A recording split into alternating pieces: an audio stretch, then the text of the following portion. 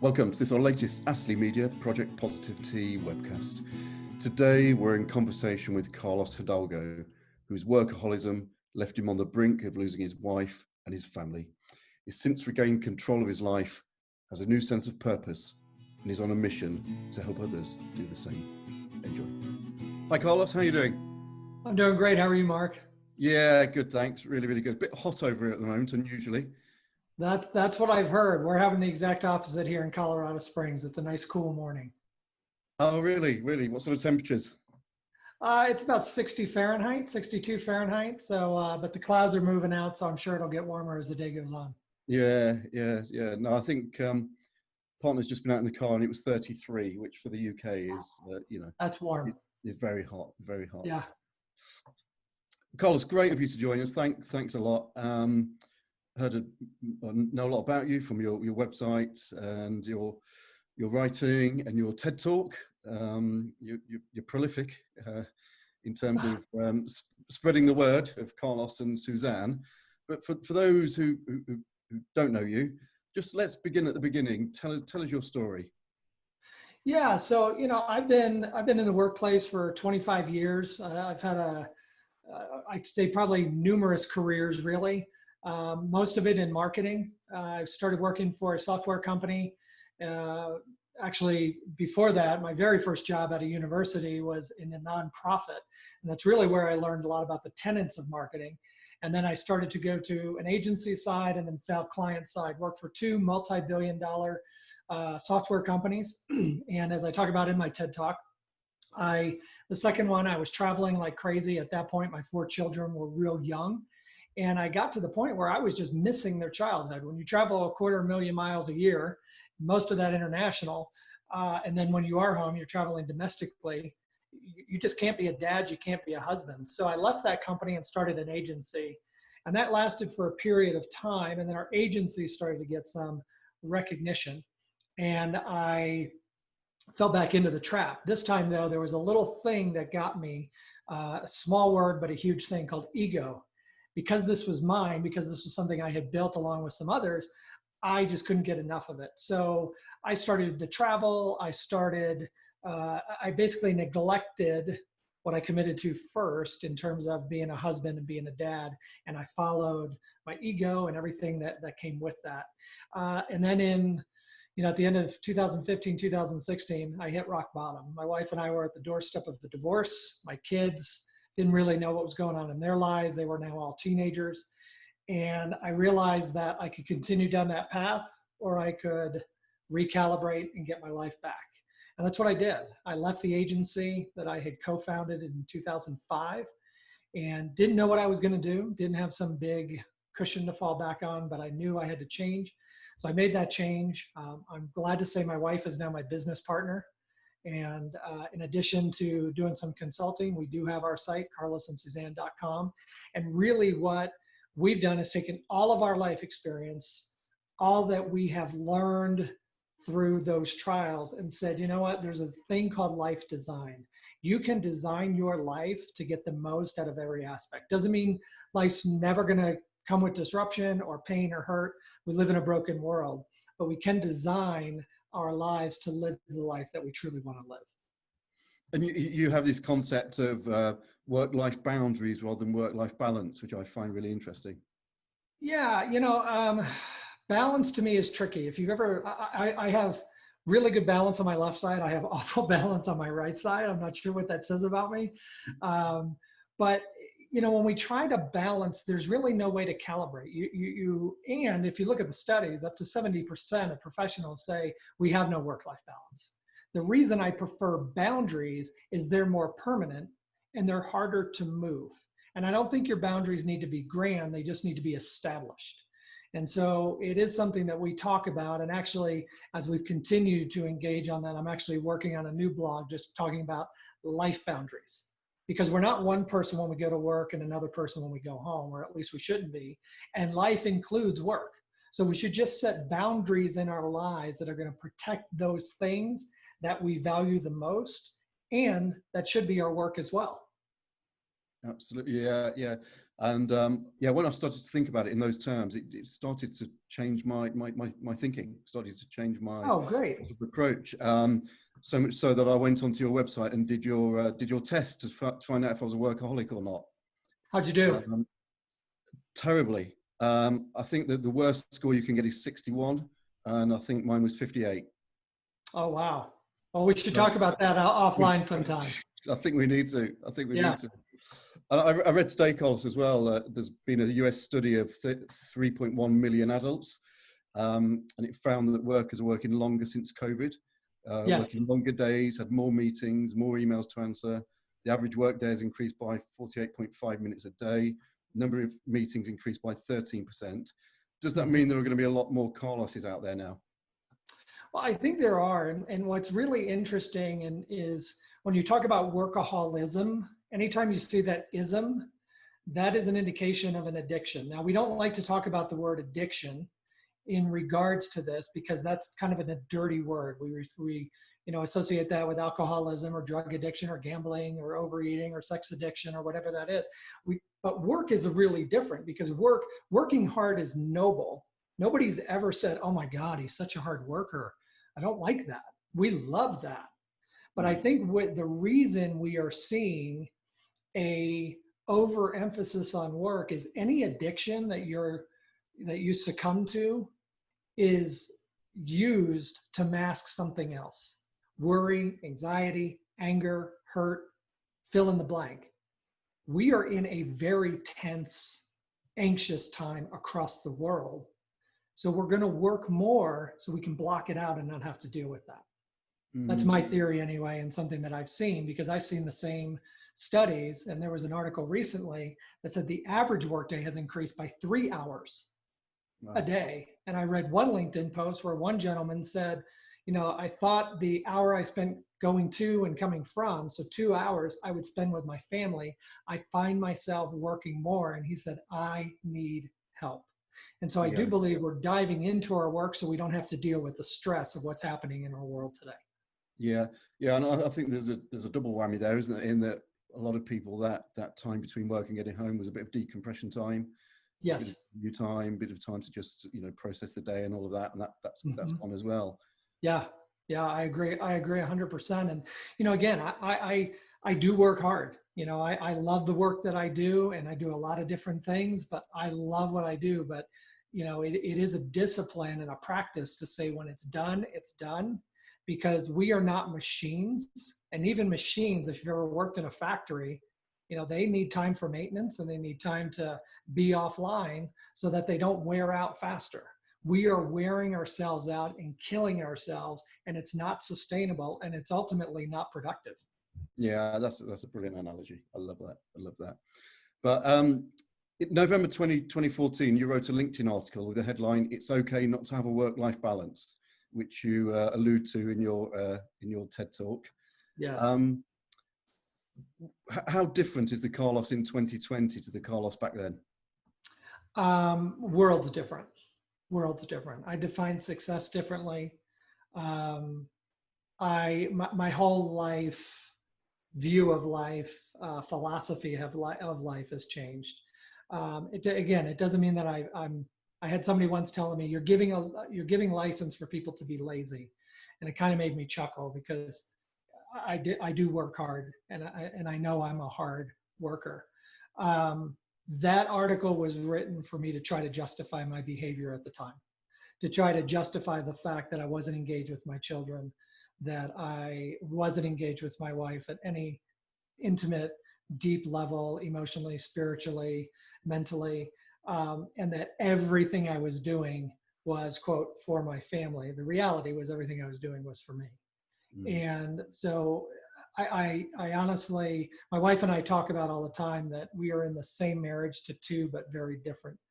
We're in our second marriage to the same, but two very different people. And so I hardly recognize that Carlos that wrote that article.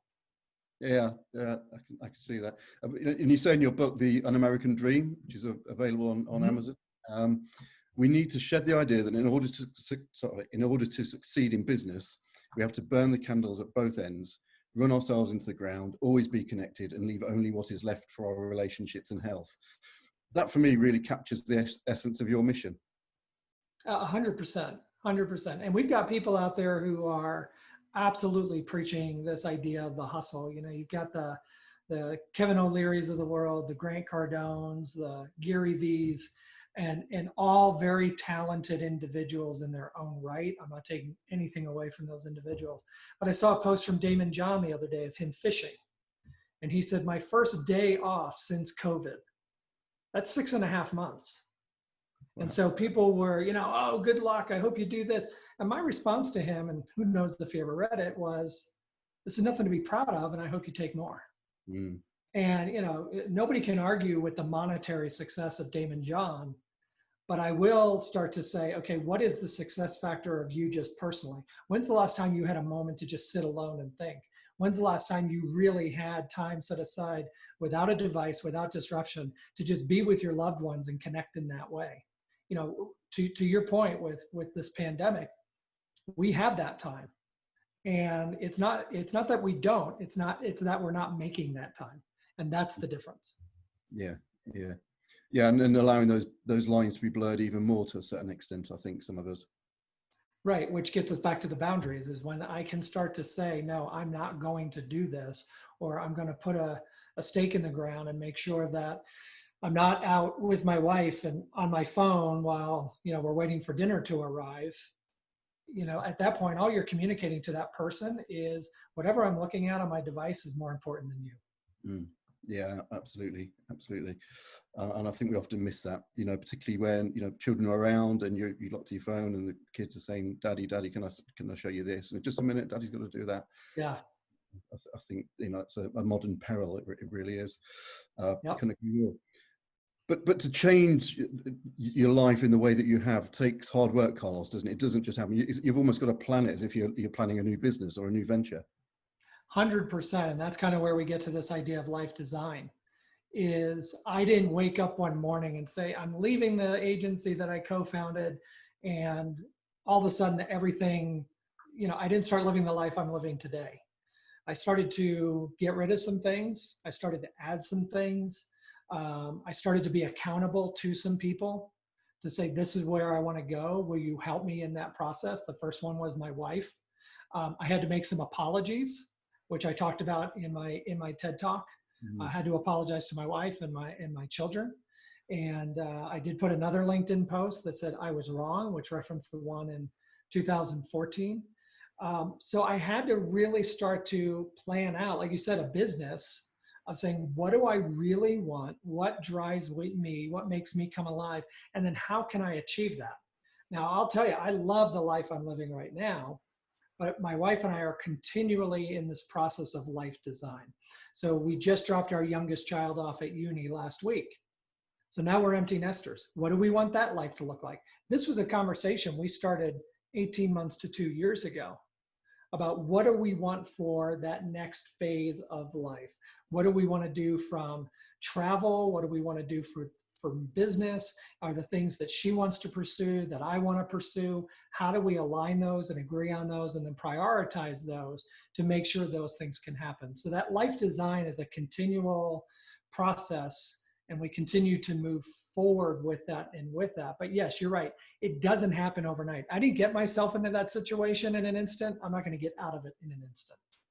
Yeah, and I think as I became more and more familiar with your story, the one thing that really resonated with me was your brutal honesty, the pair of you, about, you know, you talking about the way you'd been and behaved, and, you know, using the words like neglecting my family, my wife, and words like that, and Suzanne sort of talking in similar terms about how she felt about being seen as a housewife effectively, and being so public about that as well. That must have taken some courage. Well, I appreciate that. And one of the things that I have continually believed, that if I didn't take what I had learned and all my failings and my issues and use that to help other people, then for me, I would just be selfish. It's not to say other people have to do the same. It was just something, a conviction that I had in my own heart that I really felt it was important.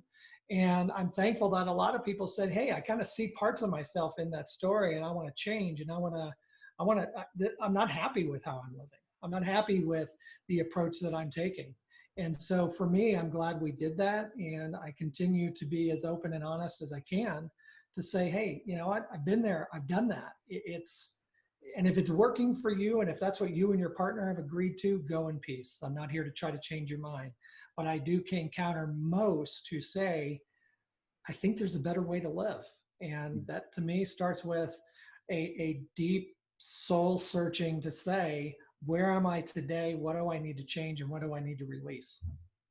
Yeah, and I think your website, your TED Talk, for anybody wanting to find out more, are great places to start. But if somebody's listening to this, watching this, and thinks, yeah, actually, that's me, and I want to start to make some of those changes, I'm not sure whether you can answer this, but what are the top 3 tips you would give them to just make a start? I would say start with if you have a partner, sit down and say, what do we want? And actually start with, what do I want and what do they want? Because they may be 2 different things. It doesn't mean that you can't support those. It doesn't mean you both have to do the same thing and pursue the same thing. Understand what you both want out of your life. Include work, include personal. Sky's the limit. No idea, no concept, no thought. You know, I had one person say, well, we thought about living in Europe, and then we were like, that's too big. Nope, don't limit yourself. So start there and then say, okay, what obstacles are in place that are preventing us from getting there? And so you may find things like, and I hear it all the time, well, we got the job, I got this, I've got 4 cars. So sell some cars. And then what are the mental obstacles that you need to overcome? What are those things that you're holding on to? It could be fear. I was terrified when I left my agency. I had no backup plan. I just literally knew one day I had to get up and quit that job because it was killing me and it wasn't the life I want. And I didn't do it with the hopes of I'd win my wife back. I just knew I had to do it for me first and foremost. So what are those things holding you back? And be really honest. And then bring in your closest of relationships, what I call community, to help you point out those blind spots. Because you may be like, I'm not fearful. And you may have a loved one who's like, you kind of are, and here's how it manifests itself. That's really, really important. And you got to be open to that. So I would say those 3 things are a great place to start. Yeah, thank you. And in terms of your community, Carlos, those people have known you for a long time, your friends, family, have known Carlos and Suzanne prior to the change, shall we call it. What has their reaction been to the new Carlos and the new Suzanne and the new partnership and the new family? You know, I just had an experience with an old friend. We took a road trip here in the States with our supply of masks and hand sanitizer. And we ended up in upstate New York, where I've spent a good part of my life. And Suzanne and I spent our first 2 years of marriage. And I saw an old friend. He got out of the car and gave each other a big hug. We know we're not supposed to do that. And he stepped back and he said, this is different. And he said, and he and I had coffee about 5 years ago. He said, this is a different person than the guy I had coffee with 5 years ago. And when I hear that, it's rewarding, it's humbling. And I'm just overjoyed of that, you know, there is redemption, there is grace, and it's never too late to say, I want to start to design a new path for myself and for my life. You can't get a better advert for what you're advocating than that, Carlos, can you? Well, I hope I'm living proof of it, and Suzanne is as well. And, you know, where we're at and how we work together and the things we talk about and, you know, what we post, and would love to have anybody who either resonates with part of it or all of it be part of our community. Yeah. And there's lots of information on your website. There's the survey, which I mentioned, the questionnaire, which tells you whether you're a workaholic or not. So I'd urge everybody to have a go at that. That's very enlightening. Lots of videos and lots of information about the courses you offer and the services you offer as well. Yeah. Before we wrap up, Carlos, I've asked this question to everybody on these in conversations with. What have you learned about yourself over the last few months since the sort of whole COVID thing broke? You know, I think the thing I've learned about myself is that, you know, I would say let's say the new Carlos, is I do try to find the positive in things. And you may say, how on earth do you find positivity in this mess? um, one of the positive things for me, and while I feel for her because this wasn't her plan, is my only daughter, who's now 21, was planning to spend her summer in Nashville. So when she left for university last fall, we thought she had moved out for good. If you're a dad and you have a daughter and you have a close relationship, you understand that bond. So while I was so excited for her and what she's doing and watching her pursue her goals and her dreams, she's going to be a senior at university this year. COVID disrupted all of that. So she came home in early April and she's been home ever since. And yesterday she said, "This is the longest I've been home since high school." That's a positive. We've been able to maximize that time with our daughter and make the most of that. We wouldn't have had that. And so one of the things I've learned about myself is I used to always say, well, I'm a pessimist, hope for the best, expect the worst. And what I've realized is I'm really not. Unless it's my sports teams, then I always say, oh, we're going to lose. But when it comes to situations, it's try to find something, just one thing that you can say, yeah, this isn't great. But because of that, I was able to get this benefit. And there's very few situations I've ever encountered where we can't make that happen. Absolutely. Yeah. And that resonates with a recent conversation we had with a guy, the Doctor of Happiness, Dr. Andy Cope, who talked about, a lot of our experiences, negative experiences are just down to mindset, and he talked about. It's a choice. It's a choice. I see all the time on Facebook, oh, we can't do this, we can't do that, we can't do that. Yeah, there's a lot of things we can't do, but there's a lot of things we can do. We can have conversations like this on video, where 25 years ago, if this had happened, we couldn't. Yeah. So there's a lot to be thankful for. There's a lot of still positivity, and that's why I love what you guys are doing. Thank you. We really appreciate that. Great, Carlos. Well, I could talk to you all day, but sadly we have to sort of bring things to a close. Really appreciate you joining us. For anybody wanting to find out more, just remind us of your website again. Yeah, it's carlosandsuzanne.com. Suzanne is spelled SUSANNE.com. You can email me at carlos@carlosandsuzanne.com, or just find us on Facebook. We have a Facebook group there as well. Brilliant. Well, I'd recommend anybody's gone to the website and find out more. The Un-American Dream, as I say, is available on Amazon. You can download it on Kindle, which I did and read and really enjoyed it. We've been saying to people, Carlos, maybe we can catch up in a few months' time. Be great. Later in the year, and just see how things are, sort of hopefully post-COVID. I would love that. That would be fantastic. Let's definitely keep in touch. Brilliant. Carlos, thanks for your time. Really appreciate it. Have a good day. I know it's early morning there. It's coming into the evening here. And we'll speak soon. All right. Thanks, Mark. Take care. Cheers.